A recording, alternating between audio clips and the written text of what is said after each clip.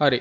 මම අද ඔයගලන්ට කතා කරන්න බලාපොරොත්තු වෙන්නේ මේ රැකියා ආතතිය මත මියගිය මිහිරාන් නැමැති ඉංජිනේරුවෙක් පිළිබඳ කතාව සහ ඔහු ලියලා තියෙන ලෙටර්ස් ටික සම්බන්ධයෙන් විශ්ලේෂණයක් කතා කරන්න සහ මෙහෙම දේවල් ඇයි වෙන්නේ ඔයා ඉංජිනේර කෙනෙක් වෙන්න ඉන්නවා නම් ඔයා ස්ට්‍රෙස්ෆුල් ඇකවුන්ටන්සි ඒ වගේ ජොබ් එකක් කරන්න ලීගල් කැරියර් එකක ඒ කියන්නේ ස්ට්‍රෙස්ෆුල් මැනේජරියල් ජොබ් රෝල් එකක ඔයා නිරත වෙනවා නම් අනිවාර්යයෙන්ම මේ වීඩියෝ එක ඉවර වෙනකම් බලන්න.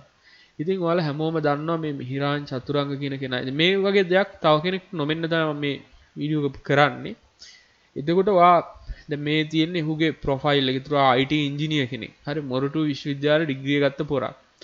ඉතින් මේ Arimac නැමැති ආයතනයේ තමයි ඔහු වැඩ කරලා තියෙන්නේ. ආයතනයේ නම මම කියනවා හැමෝම දන්නවනේ. හරි. ඉතින් මේ කියන තොරතුරු වලට මම 100% මේ ගන්නේ මම මේ සෝෂල් මීඩියා වෙච්ච තිරිච්ච තොරතුරු තමයි කියන්නේ. සත්‍ය අසත්‍යය මට කියන්න බෑ. මේ ලියුම් ඇත්තද බොරුද ඒවා මට මොනවත් කියන්න බෑ. ඉතින් කට්ටිය කමෙන්ට්ස් දාන්න මේවා ඇත්ත නම්. හරි.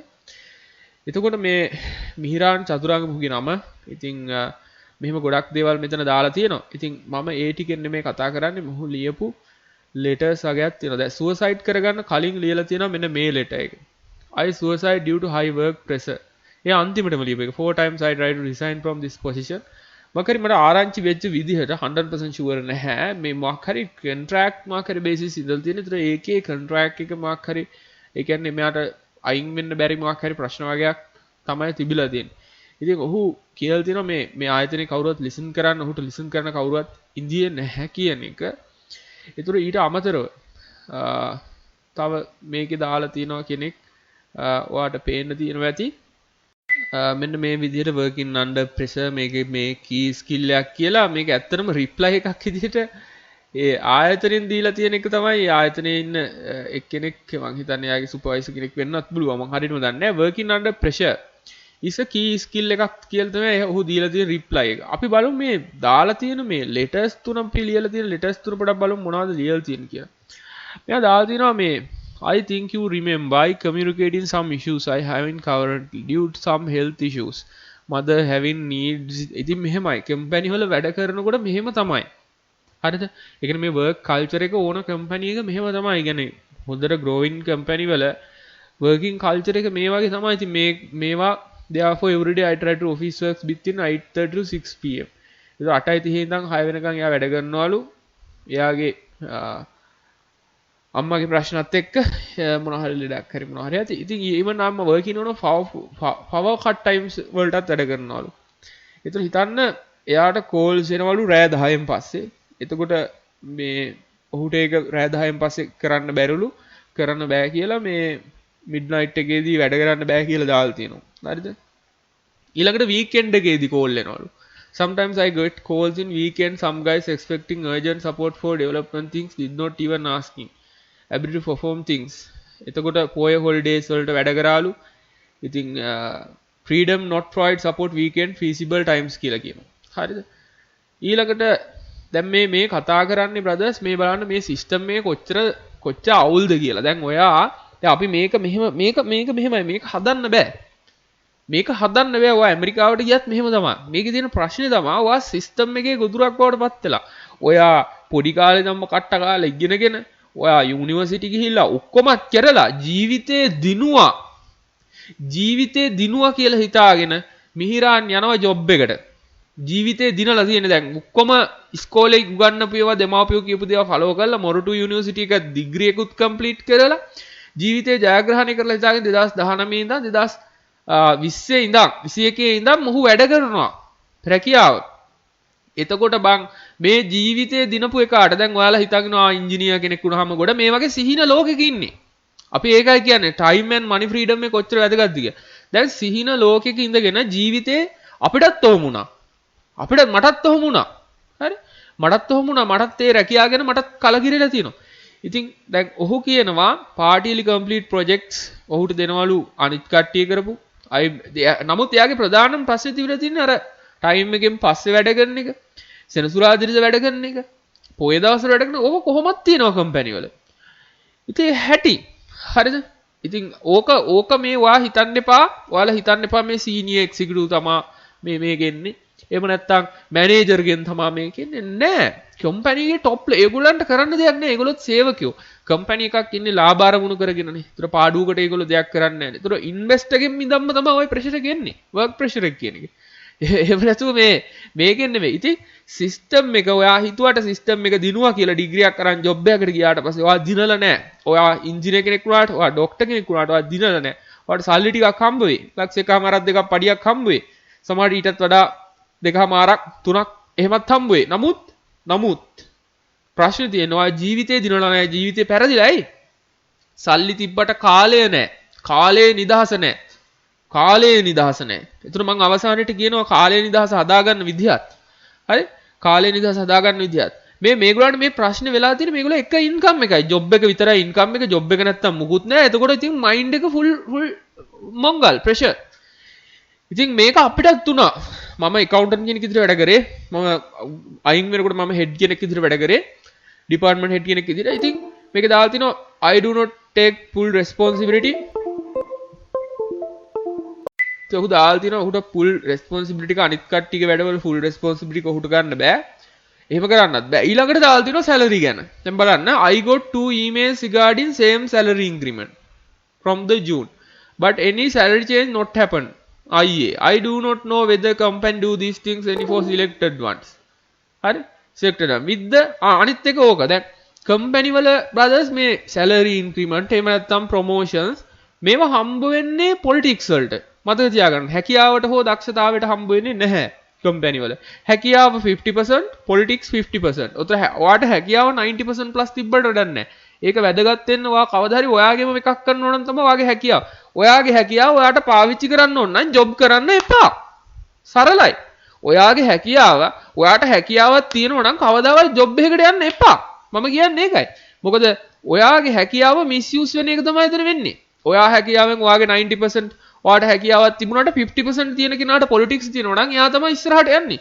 ඉතින් සිස්ටම් එක පෙනිපෙනි සිස්ටම් එක මේකයි කියලා දැනගෙන ඇයි සිස්ටම් එක ෆලෝ කරන්නේ?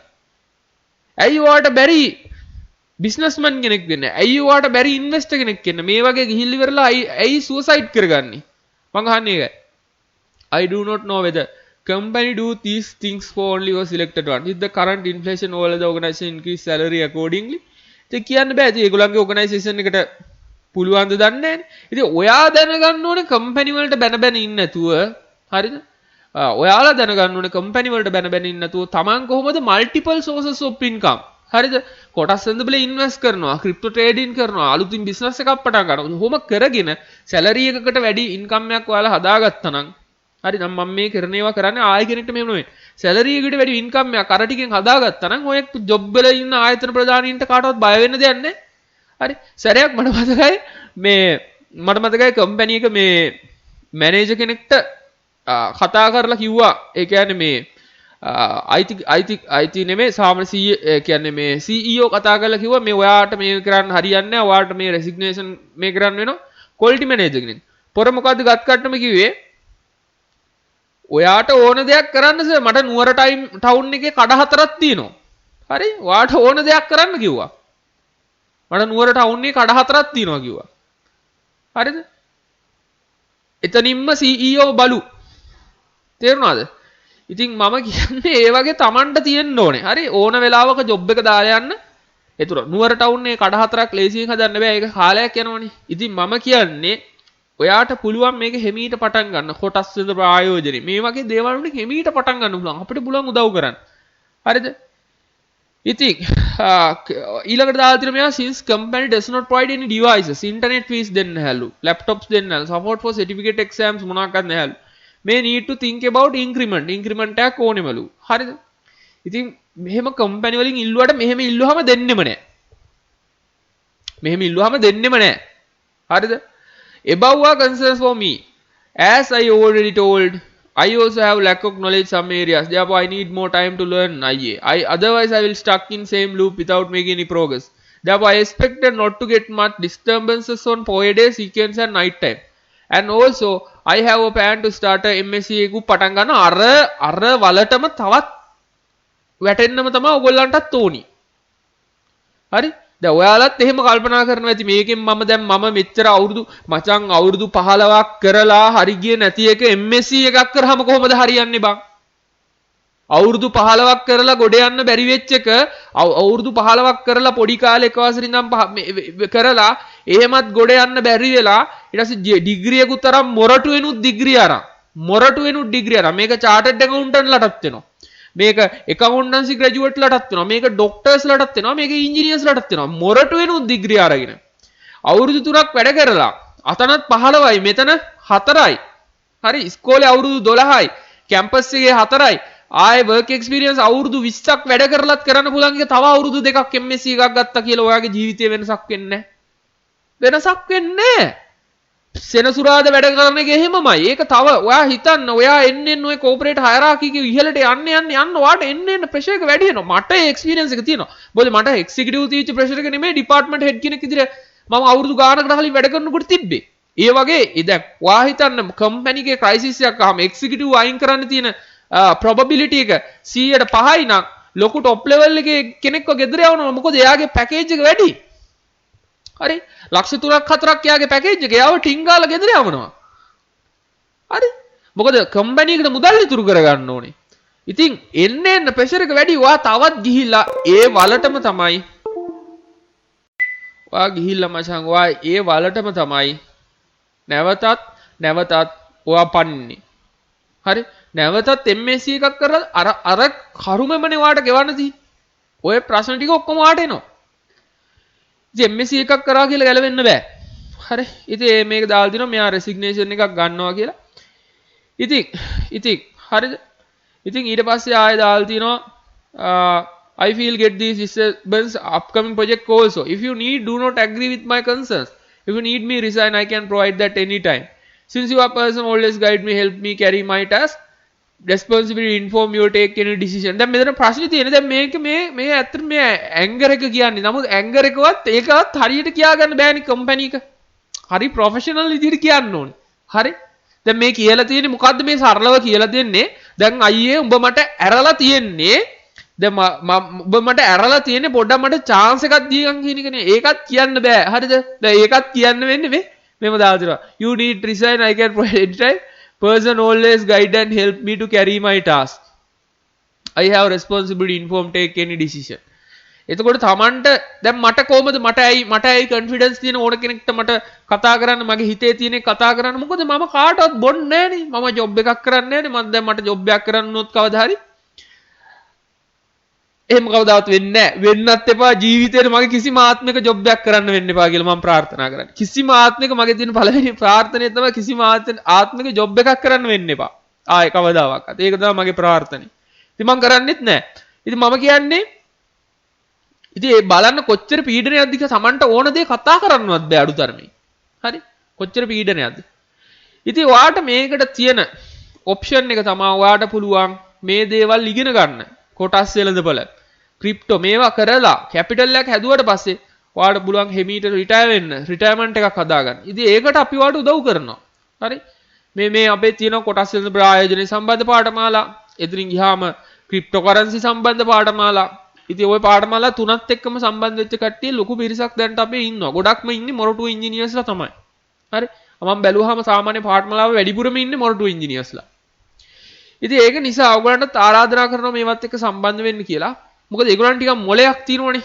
දැන් ওই මැට්‍රික්ස් එක කඩා ගන්නම බෑ. සාමාන්‍යයෙන් දැන් ඔය කොමර්ස් කරපු කට්ටිය එහෙම අඩුයි. මොකද ඒගොල්ලන්ට මැට්‍රික්ස් එක කඩා ගන්නම බෑ. ඒගොල්ලෝ අර මේකේ අග්ගිස්සරම ගිහිල්ලා නමුත් අර යම්සි ක්‍රියේටිව්ලි හිතන කෙනෙක්ට තේරෙනවා මේක මේ හෙන මාර ට්‍රැප් එකකට මේ අහුවෙලා තියෙන්නේ මේ මොන කරුමයක්ද කියලා. ඉතින් ඒ කරුමෙන් බේරෙන්න නම් එකම දේ තමයි කොටස් වෙළඳපොළ ආයෝජකයෙක් වෙන්න, ක්‍රිප්ටෝකරන්සි ට්‍රේඩර් කෙනෙක්, ඉන්වෙස්ටර් කෙනෙක් වෙන්න, බිස්නස් එකක් තමන්ගෙන් පටන් ගන්න, ජොබ් එකට වඩා ඉන්කම් එක වැඩි වෙච්ච දවසක එතනින් රිටයර් වෙන්න.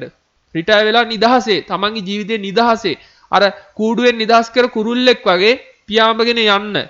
කූඩුවක හිර වෙලා ඉන්න එපා. කරුම ගෙවන්න එපා ජීවිතේ. කරුම ගෙවලා සුවසයිඩ් කරගන්න එපා.